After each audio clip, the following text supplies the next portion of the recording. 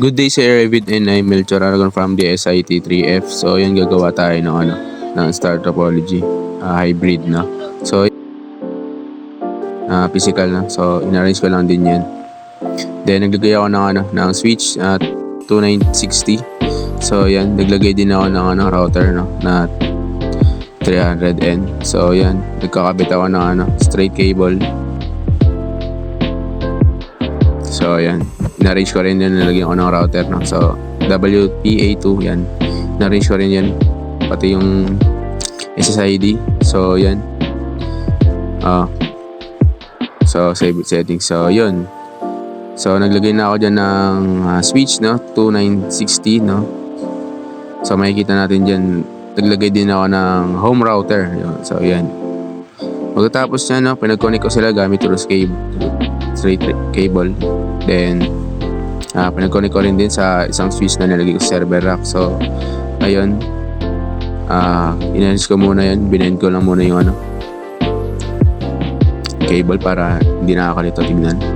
So dito makikita natin na nalalagay ako ng laptop dyan, dalawa no. So habang nilalagay ko yan, inayos ko na rin yan, may tinanggal ako, pinalitan ko dahil naglagay ako sa router no, ng 300 no. So yan, inalis ko, tinanggal ko rin. Offer yun lang, pinapalitan ko lang.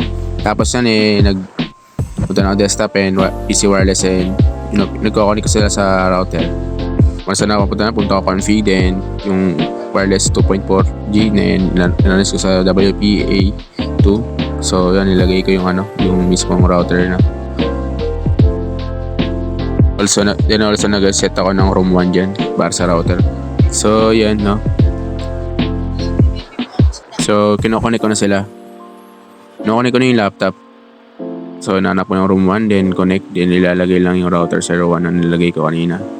Habang connect, then yun, same lang din.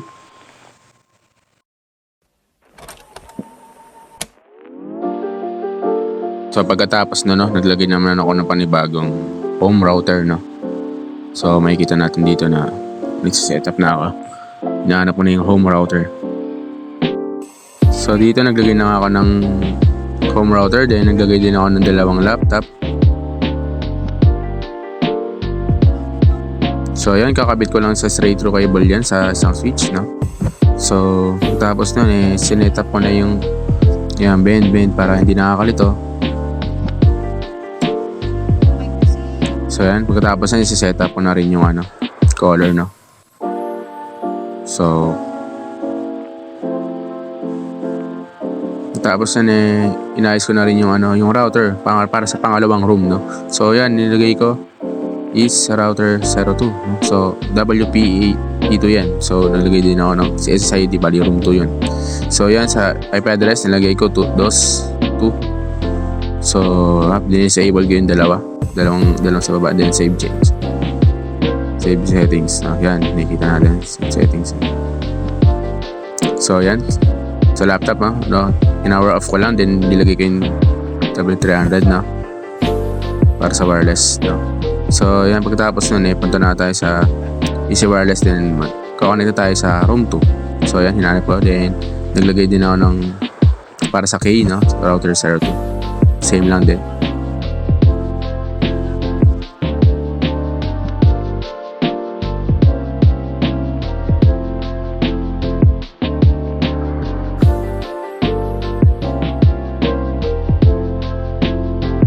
So katulad lang din ginagawa ko dito sa room 2, ganun din yung ginagawa ko sa room 3, room 4, room 5, room 6, room 7, and room 8 no.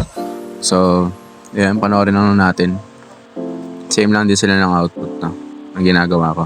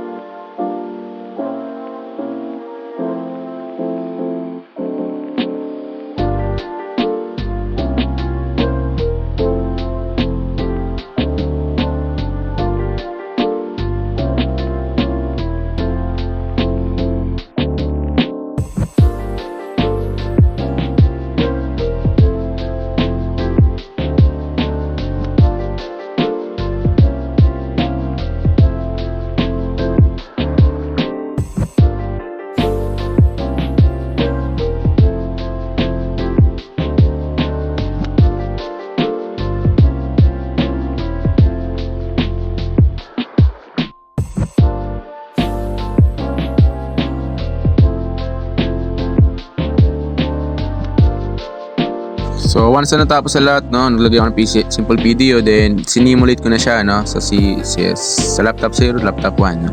So play na natin. Yun, punta sa router, then pupunta sa PC 1, no. Dito natin. So yan, nakikita natin, no. No, naglo-loading siya, no, naglo-loading yung sinundan natin. Pero yung isa, X yan. Pero yung sinundan natin, doon tayo mag-focus. So yan, babalik yan. Yan also, babalik din yun sa pinakaunang PC. PC o laptop, no. Kamali tayo. So yan, nakikita natin, no, nag-check siya, no. Yan, goods yan. So yun, dito natatapos yung video, no. So maraming salamat Sir Evid. And peace out.